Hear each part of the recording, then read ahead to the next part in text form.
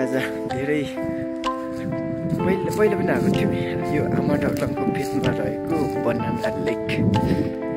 अक्टोबरको सिजनमा चाहिँ पानी हुन्छ, स्प्रिङको सिजन चाहिँ सुकेको हुन्छ। अनि चाहिँ आज चाहिँ मौसम पनि राम्रो छ, अनि भर्खरै खुल्यो। यो चाहिँ तल्लोमा चाहिँ सानो छ, यो पनि गहिरो त गहिरै छ हरियो छ।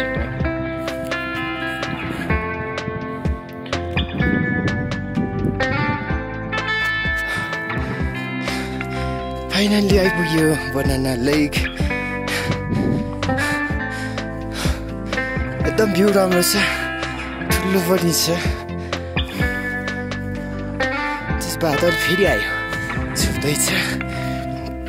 त्यही पनि राम्रो छ बनाना लेक।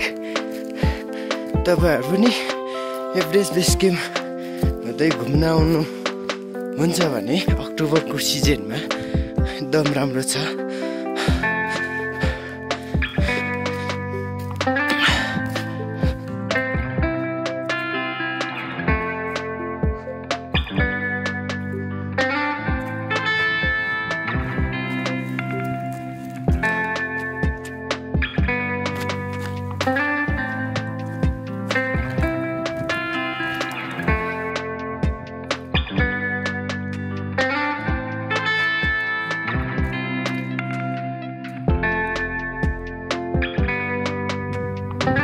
ठ्याक्कै आमा